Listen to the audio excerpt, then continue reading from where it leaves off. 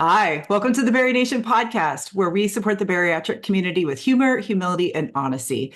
I'm April. Jason and Natalie are not with me today, but we have one of our most favorite humans, BariNation expert, registered bariatric dietitian, Jeannie Boyter, with us today.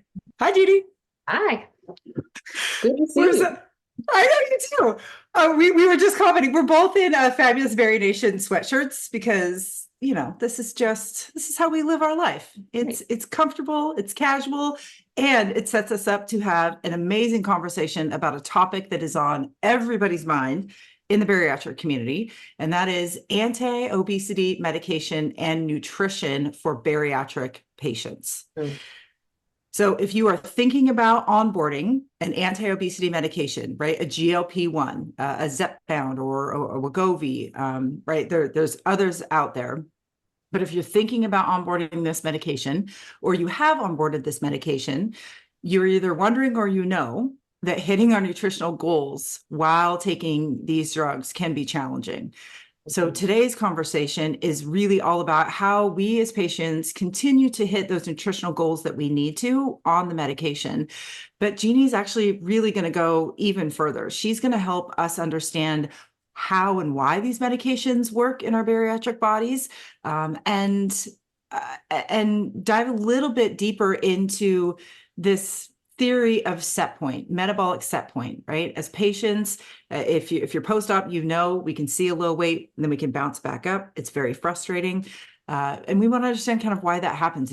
And Jeannie's going to really help us understand what the set point theory is and give us a new perspective on understanding why that bounce happens. So before we jump into the conversation, Jeannie, I want to give the mic over to you so you can introduce yourself. Yeah, so I'm Jeannie Boyter. I'm a registered dietitian and I've been in the bariatric world for about 20 years. I love working with post-op patients. I think that's where it gets challenging. So year beyond, that's my sweet spot. And I'm really increasing my knowledge of the brain and how the brain works and how the history of our experiences, our brains, our thoughts affect our eating and our weight. And so GLP-1s on the market is ties it all up. Like it's where things happen. So, yeah. And if you are not familiar with Jeannie, if you've never met Jeannie before, every time you say you've been in the bariatric space for 20 years, 2 decades, I just can't believe it. Because you don't look like you're even that old, but you have so much wisdom behind those 2 decades. Every time you lead in the BariNation membership community, every time you're in the podcast, I've even had the opportunity to work one-on-one with you, which you can work one-on-one with Jeannie. She's amazing. I leave with so much information. And what we very much appreciate about you, Jeannie, is you're able to connect with patients at the patient level. You keep it real, you keep it honest, you really let people know this is important, but this is where I really want you to focus your time and energy and attention in learning, because this is where you're going to get the biggest bang for your buck. You're very skilled at that. Well, thank you. Yes. Yeah. All right. Well, before we dive into this conversation, I will let you all know Jeannie is teaching an amazing class in the BariNation membership community at the end of March 26th at 8 p.m. She's leading a GLP-1 deep dive class. She's really going to dive into Setpoint. She's going to dive into understanding really why these medications can be beneficial for the rest of your life. But she's going to go into just so many facets of these medications, talking about it from kind of that bigger 30,000 foot view, and then from the very specific bariatric patient view.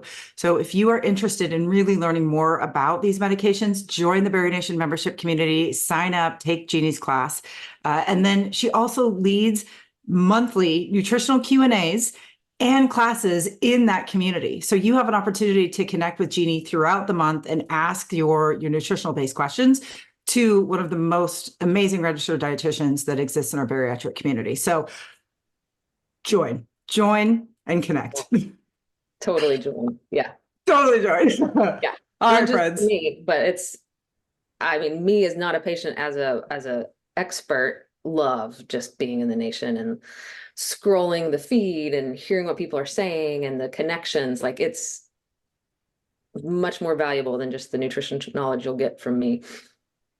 I appreciate you saying that, because people are always blown away that the experts leading in BariNation are also the ones that are interacting with them at the patient level. Like, I mean, Jeannie, I see you in there. You're in there almost every single day, commenting on what people are posting, helping to answer questions. You're encouraging, you're uplifting.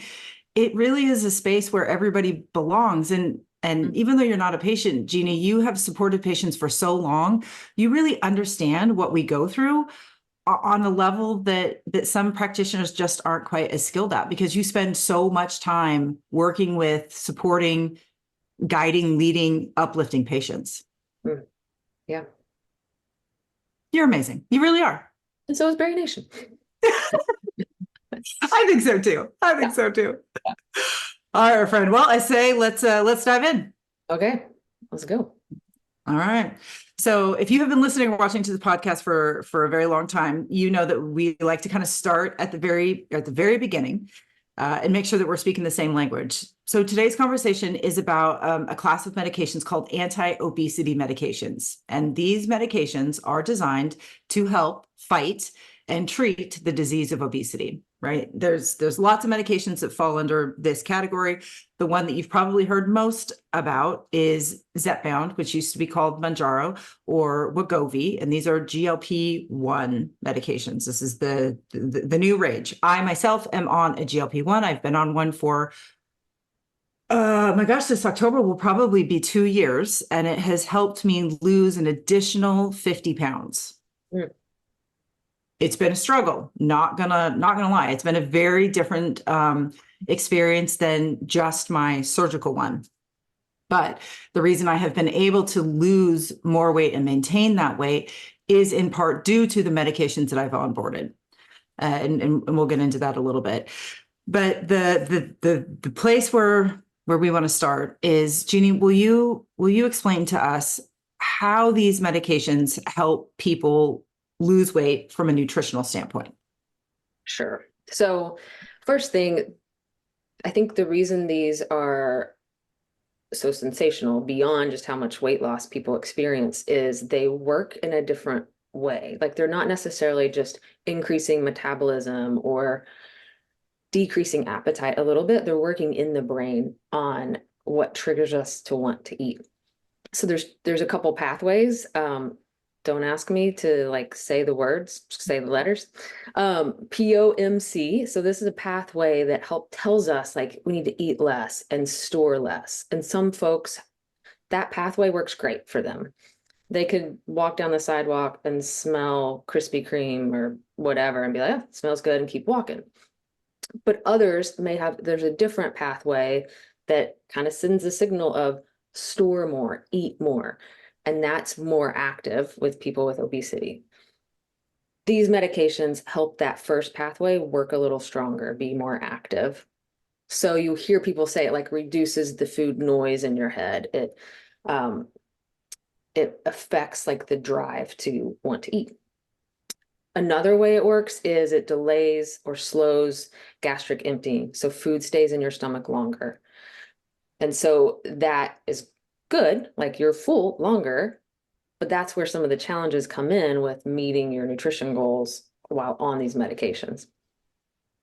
And as a bariatric patient who has struggled with food noise my entire life, I can say surgery absolutely helped me manage that for about the first 2 years. And after that, that food noise, that constant deep hunger returned. And despite working one-on-one with a coach, despite prescribed movement, really focusing on my macros, attending BariNation support groups, all of those things, I regained some weight. Yeah. And that frustration was real. And I have this conversation, we have this conversation all the time with people in the bariatric community. It is so damn frustrating to really, truly be doing everything right and not see the result that we're actually hoping for. Mm-hmm, totally. And these medications help your effort, help your result match the effort that you are putting in. Because I too, I noticed that I am much fuller for much longer. I eat much less than I was before. My desire to eat is definitely decreased. I have a much easier time recognizing cravings and bypassing them, or just having a little. My cautionary tale to my own personal experience with GLP-1 is it has even decreased my desire to do some other fun things that I used to really enjoy. Yeah. Interesting. Which was very interesting, but it really helped me understand that my disease of obesity is much deeper than calories in, calories out. Which is true for, I mean, I would say 99.9% of the people. Like, that's what doctors used to believe. That's what I was educated, on 20 some years ago. It's like, oh, eat less, move more. If that was the truth, we wouldn't be talking today. Like we wouldn't. Yeah. Yeah. That's Yeah. not, yeah. No, it's not. And from a patient perspective, what can be frustrating is, okay, I finally got to the place where, oh, okay, I'm going to have surgery. And then you have surgery and things are rocking and rolling, right? Rapid weight loss, all of your metabolic markers are improving. I mean, I had horrible sleep apnea. I never used the machine the day I woke up from surgery.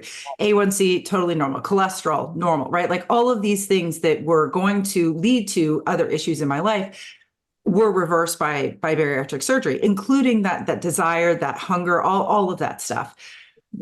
But then it returned despite the surgery. And as a patient, it's so frustrating. And sometimes I use the word deceived, because you do feel a little bit deceived. I had surgery. All of this was supposed to go away. I wasn't going to have to think, obsess, worry about food anymore. My weight was going to stay low forever.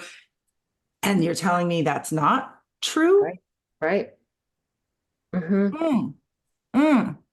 I know. So, right. And because you've worked with thousands of patients, you see this, right?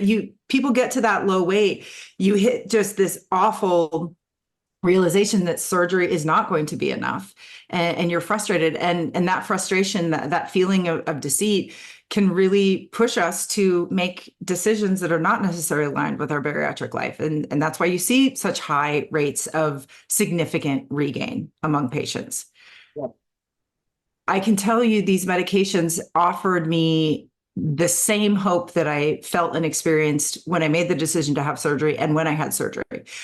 I also know from my personal experience, I could never weigh 180 pounds without surgery, medication, the support of the community, focusing on my diet and nutrition, focusing on my mindset, like movement, mindset, metabolic wellness community. Without the pillars, surgery, and medication, I would not weigh what I weigh today, and I would not be metabolically well. Full stop. Full stop. Also, long list. It's not energy in, energy out. No. It's that plus a lot more. Correct. So earlier, Jeannie, when you were talking about the pathways, right? There's those two pathways. Are you talking about, are those pathways hormonal? Is it physical? Like what are the things that are driving people to eat less, store less, or eat more, store more? So it's like communication and in the brain. So which can be hormones. It's just how signals are sent in the brain and how we react to external triggers. So when it quiets this noise, it's that those external triggers are not as strong in your brain anymore. Like that example of smelling the whatever on the sidewalk. Yeah. Like, that smells good, keep on going, because it's not processed in your brain as loud, really. Okay. Yeah. It's interesting that you should say that. I have noticed this recently. There are certain smells in my house or just in the world that all of a sudden I'm noticing I'm not reacting to as I used to. And like, I know the reaction isn't there. Like it's just bizarre. Yeah. But it's because of these medications. and the connection that it has to, to my disease. Right. So the question that often comes up in the community as related to GLP-1s and our disease of obesity is this theory of Setpoint Theory. Mm-hmm. Will you explain to us what the theory is? Yeah, I will do my best. So I love that it's Setpoint Theory. So it makes sense. You see it a lot, but it is still considered like a theory. There's not like a scientific proof that this happens in every body. And I was listening to an interview with Dr. Stanford. She's from Harvard. She's a professor at Harvard and works at Mass General in the obesity medicine space. And she's like, she likes to call it a set point kind of range, which I love because I often will coach clients that like find your happy weight. And that's not one number. That's like, oh, this feels a little too low and this feels a little too high. You decide what that range is. So our brains are always looking like deep down, kind of that animal brain idea. Our brains are always looking for safety and reward. And that homeostasis, like everything is like as it should be and going like it did yesterday. So as you lose weight rapidly, whether that's after surgery or taking one of these medications, that's happening metabolically. It's happening. You're eating less. You're able to move more. You have more energy. You're losing weight. Well, down deep in that brain, that's like, I like homeostasis and I like safety. They're like, what the heck? This isn't safe. This isn't how we were yesterday. Like, we need to stop this. So it starts sending the hormones and the signals to tell your body to slow down the metabolism and increase the appetite, which stinks. I know. You work so hard, like you're feeling great, and all of a sudden you feel hungrier, or all of a sudden, like, what's happening? So that's one part is you had this set point, you made a drastic change, the brain is like, what the hell? Kind of going on a tangent now. The other thing that happens is, let's say you lost 50 pounds. Okay, well, now the energy that you need to take in to maintain that 50 pounds, that less 50 pounds is different than what it was when you had it. Like you're less.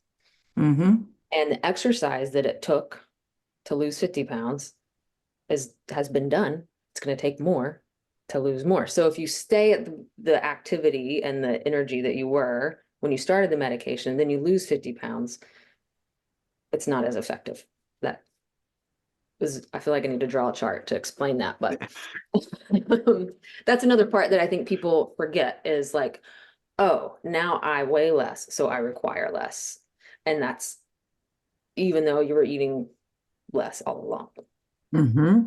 And for me personally, I got to that low weight with surgery. So the lowest weight I ever saw with bariatric surgery and all of those other things was 205, and I saw it for one day. And then my body pretty rapidly shot me back up to 220, 225. I think 229 was the highest that I saw. Yeah. And it sent absolute panic waves through my life, through my DNA. Because right, set point theory really believes that your body has this weight that it is happy at. And my set point definitely was 326 pounds, that 320 range. That was where my body got to, and that was where it wanted to stay, despite everything that I was doing to break out of that. And I could tell that my body was right. Something was really wanting me to get back there, because everything that I was doing was not impacting my weight. Granted, right, I was still healthier than I had ever been. I was still able to, hit nutritional goals, all that kind of stuff. I was strong. I was fit. I was working out. I was moving. I was doing all of those things. So it's not like I wasn't unhealthy. It was this single component of my gravitational pull towards the planet that was throwing off my game and frustrating me. And that was what sparked me to pursue anti-obesity medications. Well, I think it's hard because, like you said a while back, with the effort, the decision to make to have surgery, and then to see the scale go the wrong direction is really hard and frustrating, and that just compounds that stress in your brain, that lack of motivation. You're like, what the? I'm not all this hard work and I'm not seeing anything. So it makes it Yes. even harder. And so that's one of the many benefits I see to the anti-obesity medications is now you've got a little extra power, a little help to like, oh, your efforts are, you are seeing results from these efforts. Mm-hmm. Mm-hmm. Another little thing about Setpoint is sometimes it's scary because you're like, well, what if I lose 50 pounds? What if I lose 30 pounds and don't have the medication anymore? Am I going to go right back up? Some of the research studies, they show, yes, people regain weight after they stop the medication, but they don't regain all of it. Mm-hmm. And I believe that another part of set point theory is time. So after surgery, it's been a year, you might stay around the same weight for another 6 months. Like your set point is now not 320 anymore. It might not be 205, but it's okay, well, let's 220. That's where our body's going to set point. So I think the same thing can happen with these medications, that you lose you're in the maintaining range, your set point's going to shift a little bit. Mm-hmm. Well, but before we hit record, it was the first time that I had heard any expert talk about time at set point in the same conversation. And why that's fascinating to me is, right, I lost my weight in about a year and a half after surgery. I got to my low weight at 18 months after surgery. And I didn't stay there. I got to 205 and then I very instantly did this like bounce to 210, 211, and I hung out there for maybe a month or two or 3 months. And then I went up even further. But I stabilized at in that 220 range. I was there for months and months, probably a good 6 months. But when I take even a further step back and I really think about time, losing 120 pounds in 18 months, that is rapid weight loss, right? That is a blip in my life. And then I panicked when I was at a higher weight for, let's just say 6 months. Again, a blip And of how much of time. a higher weight? Not 100 pounds higher. No, right? Not 100 pounds higher, but the panic, the sheer panic that took over every facet of my life, 24 hours a day, because I was regaining. Mm-hmm.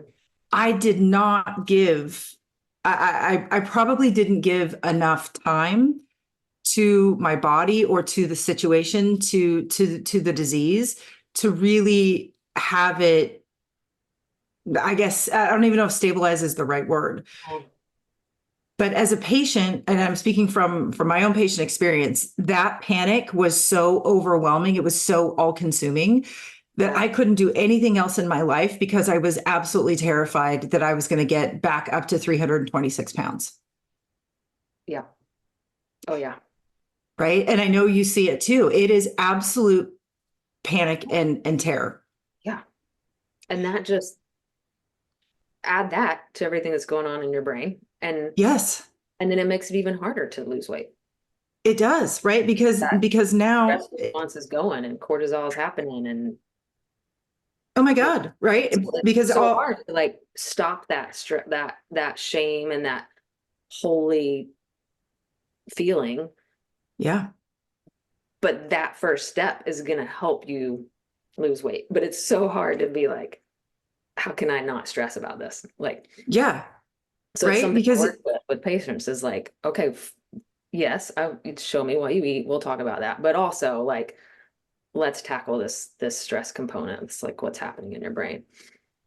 right, because as patients we want this math equation to be simple, elegant, and beautiful, right? It's what I eat, it's what I consume, plus me moving my body equals I'm going to weigh this forever. Math should work, and math, exactly, that the math should math, and that equation could be that equation doesn't exist because again, from my patient experience, what I have come to understand is my obesity math equation is Sure, what I consume, my output, plus surgery, plus 8 million other things that happen every single day that I think are not related to my obesity, but that are actually contributing to that, because it's what I'm thinking, it's what I'm telling myself, it's did I walk on the beach today, and what emotions or feelings were brought up because I found a piece of sea glass and that reminded me of my grandfather, and that took me down a grief spiral, and then that, it's like every little thing that happens in our life can be an input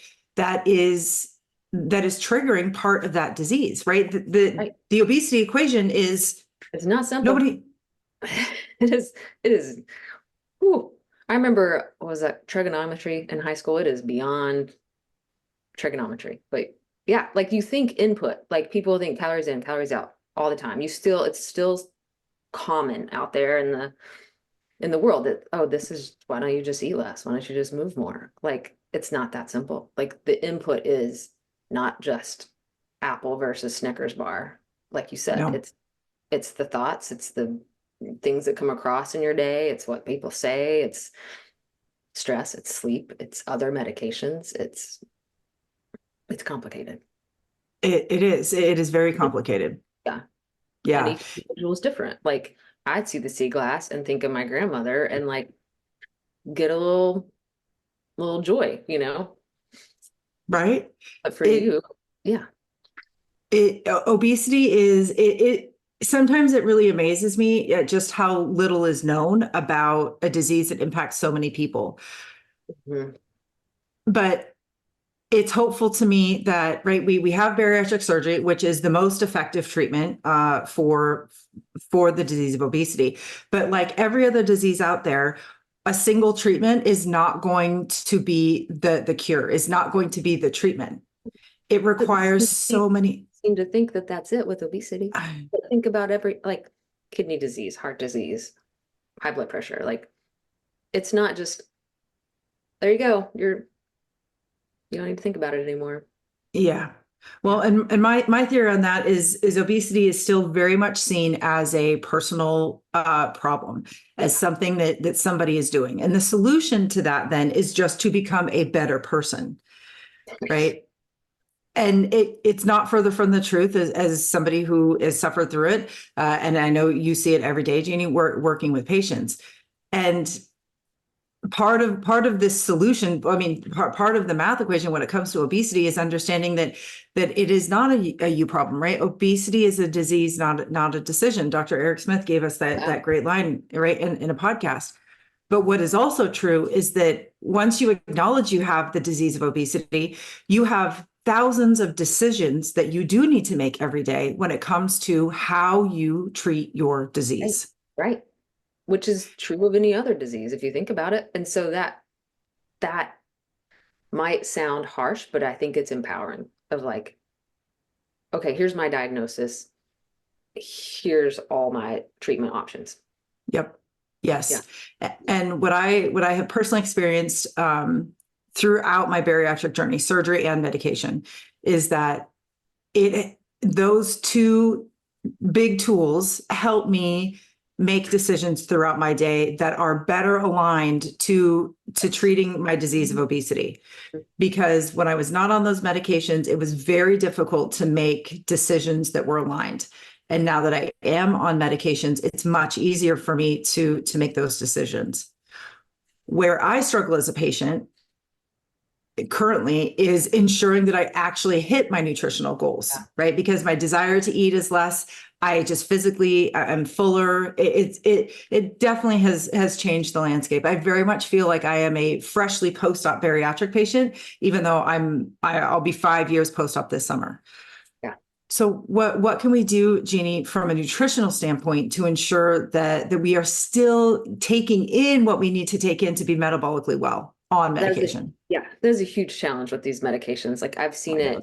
I know some family members that have taken it and coworkers, and like their intake just plummets. Like one meal a day sometimes for folks. And even that meal, you sit down to eat it and you're like, I don't want it. Right? Yeah.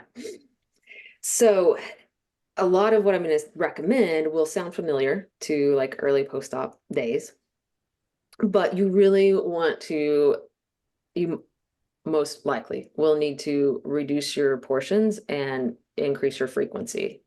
So if you've been eating 3-4 times a day, it might need to be 6, which is hard because you're not going to be like, oh, I feel like eating. Yes. Which then you need to bring in an expert to figure out how you're gonna like divide that out. Because I think another risk in general with nutrition and health and weight is the frequent eating can kind of get you to like, oh, I don't really feel hungry. I don't really feel full. I'm just gonna eat. So in breaking down those small frequent meals, you want to kind of schedule it to plan it, not necessarily like meal prep and put it all in your fridge, but like have a vision in your head. Like, this is what I'll eat at this time. This is how much I'll eat at this time. The other thing is prioritize protein. With rapid weight loss, surgery, medication, whatever, you're at risk for losing muscle mass. With this medication, that's what we fear for people is we see muscle wasting.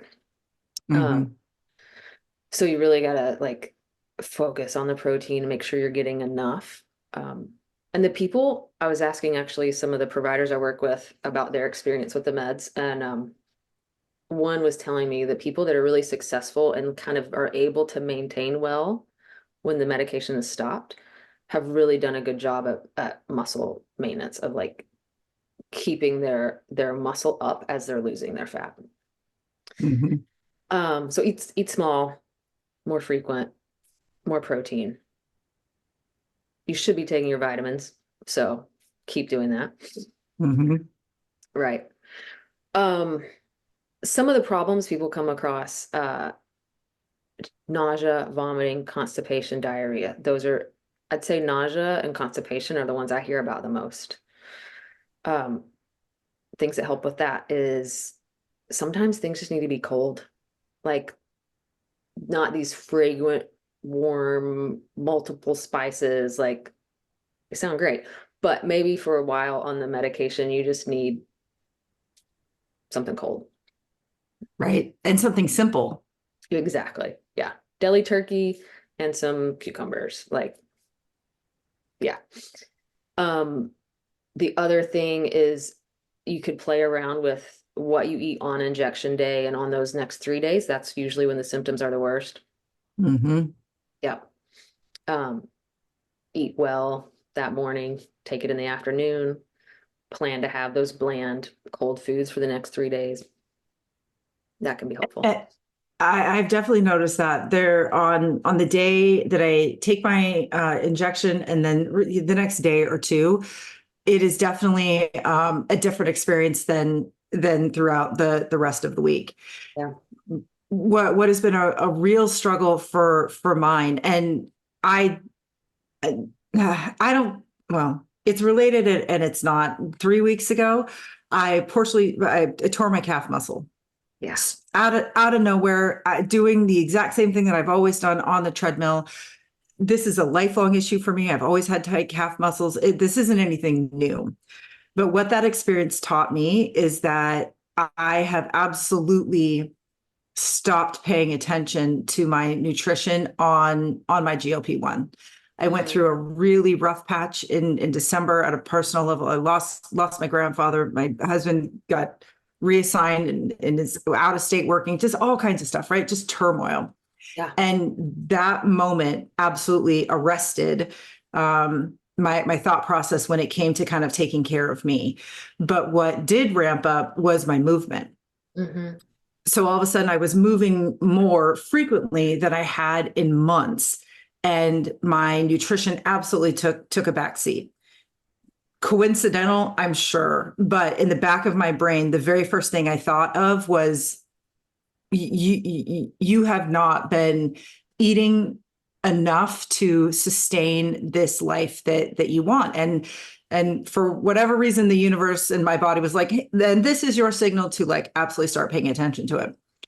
And the very first thing that I did after I had that moment with myself was get serious about my protein again.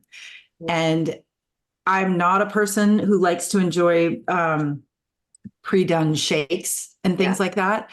But I really had to not only give myself permission, but also just give myself a directive. Hey, look, if you cannot consume 100 grams of protein a day, like chewing, then Right. you need to figure out how you are going to take that in. Mhm. So I am finding that I'm back to consuming some pre-made shakes. I mean, right now we're recording and I'm drinking my morning coffee. There's 30 grams of protein in here. I have shakes in my fridge. I am relying on protein bars, dive bars. I have a dive bar almost every single day. And I've been doing that since I tore my calf muscle. And I'm even noticing improvements, and I'm not moving my body at all intentionally now because I need to recover. Yeah. But I'm seeing positive things happen because of that. Now, maybe it's because I'm not stressing out about moving so much, right? Lots of things can be going into that. Yeah. Yeah. Yeah. And But there, it's making a difference. yeah. And it's easy to think like, oh, I gotta drink a protein drink again. But even myself, I've been trying to eat more protein, and I'll do like little, almost like little shots, like just a half a scoop, mix it in my cottage cheese, a half a scoop and a Yeah. little butter, just get it. So you don't have to like drink these shakes again. There's lots of ways we can kind of sneak in protein to up your intake. Yep, a ton of ways. Even Yeah. last night, and I know eating right before you go to bed is maybe not the best for digestion, but on my way up to bed, so normally I go upstairs, wash my face, brush my teeth. I'm not like I don't get into bed right away, but I kind of have this little evening routine. Stella and I, who's my 13-pound Havanese, we've been sharing string cheese. Oh yeah. Yeah. Right. So I go upstairs and I got 3 sticks of string cheese. Well, I eat two and she eats one, and we kind of enjoy it. And we talk about our day, right? We have very in-depth conversation. Yeah, we bond. And in 20 minutes, I get 12 grams of protein in. Then I go and wash my face and brush my teeth, and I got my little morning routine. And 20 minutes later, I'm laying in bed. But it dawned on me just the other night. I was like, it is just these little tweaks that I can do Mm. along the way, because I think where I get hung up, and I think other patients get hung up, is we think, oh my God, I have to eat 6 times a day. I have to have 6 meals. Yeah. No, Yeah. Mm-mm. it's not necessarily a meal. And for me now, a meal is very different. Yeah. I need to be intentional about when I'm consuming foods. I need to make sure that when I am consuming almost anything, it involves some protein, and just get away from the panic about how many times I'm eating a day, and focus on, have I hit my nutritional goals today? Mm-hmm. Right. Right. It's a And mindset shift. totally. And it goes back to like everybody's individual, because I could see a client and be like, okay, we're doing breakfast, lunch, dinner, one small snack. And then the next person, okay, we're going to eat every 2 hours and it's going to be this thing, because that's what works for them and where they feel comfortable. Mm-hmm. So as much as same surgery, same medicine, they're different people. Yeah. And I really appreciate you saying that, right? Because if you're the type of person that functions well or thrives in a scheduled eating Right. situation, you have permission to do that. If you're someone who doesn't thrive in that, then you have permission to explore other ways of feeding yourself, of taking in nutrition for ways that work for you. The whole goal here is that you do find something that works for you currently. And that's the Right. other thing that I know that trips Right. people up, Yeah. because what worked before surgery might not work after. Mhm. Life changes, and sometimes our systems, our routines, our practices, our habits, whatever word you want to use there, it also needs to change. But if we're stuck in this rigidity of what we used to do, you might keep bumping into walls after, because Right. it just doesn't work anymore. Yes. Right. Right. Like I sometimes struggle to explain to folks that like they want to lose oh, I'm going back to the protein drinks. I'm just going to go, and I'm like, it's not the protein drinks that caused your weight loss right after surgery. Like, yes, that's all you were eating because you needed liquid and we need to prioritize protein, but it's not the protein drinks that made you lose weight. There's lots of other things going on. And Mhm. so it's hard just logically. You're like, oh, I was losing weight. I was doing this. Let's do that again. But we're at a different spot. Like your surroundings are different. Your body is different. So it takes like almost, I wouldn't say constant. I would say regular evaluation, regular kind of looking at all the elements and making adjustments. Yeah, and I would use the word constant, and I know, and I know sometimes that's scary, but for me, if I'm not constantly and consciously thinking about these things, my unconscious mind takes over, and my unconscious mind is stuck in 2017. My unconscious mind is stuck in the height of my untreated obesity. Yeah. My unconscious mind is not yet my bariatric mind. So if I'm not living there, I'm living in my past, and I would very much like to continue to treat my disease of obesity. Yeah. Right. Oh my goodness. Okay. We always leave these conversations with probably more questions than answers, but what's the big takeaway, Jeannie, that you're hoping people leave this conversation with? I think these medications are amazing. We're seeing it. There's more that are going to be that are currently being studied and under FDA trials, so it's not ending.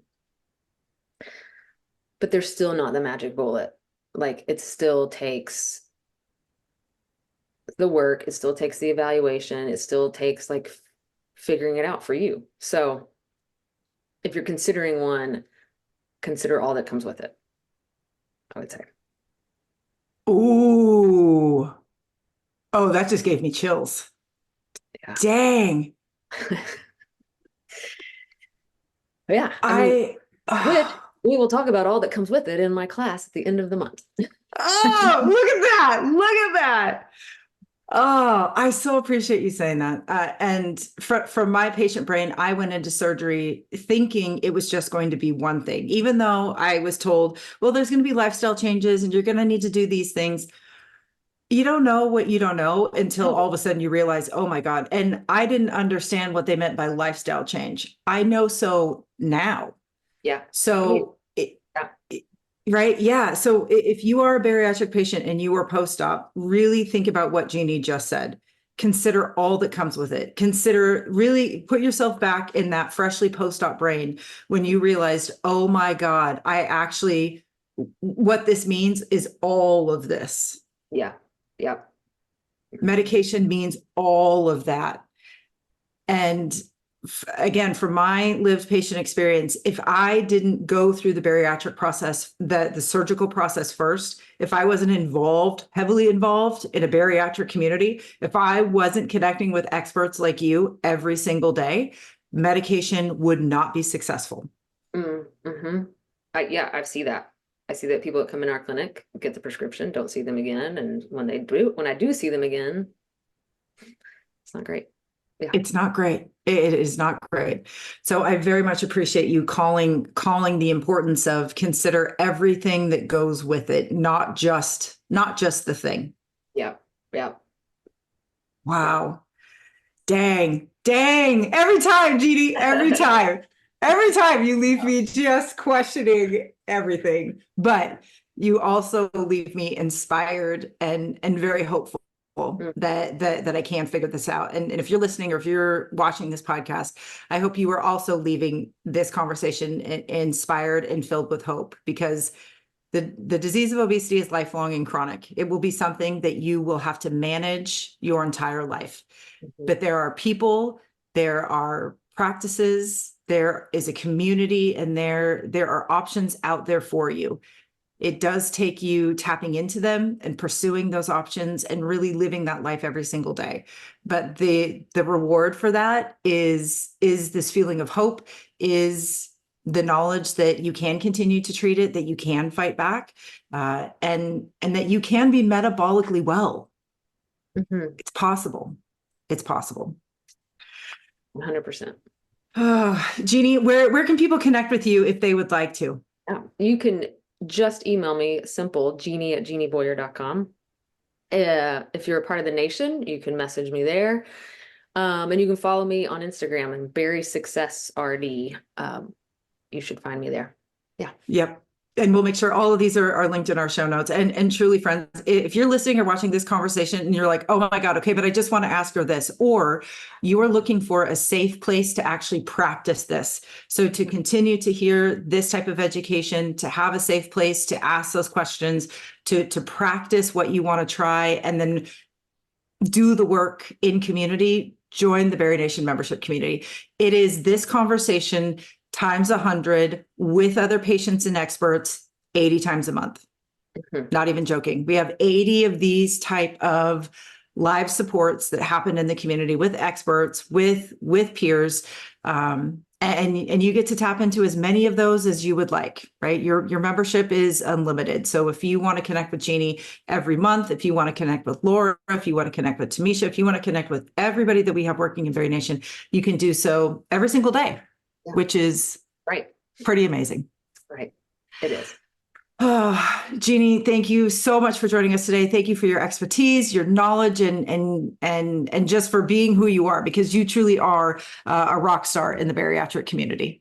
Well, thanks for having me. It's always fun to chat. Always, always, always. Well, if Jason was here, he would say the magic phrase, but I will do so. Just remember, friends, at the end of the day, you've got this and we've got you. We'll see you soon. Bye.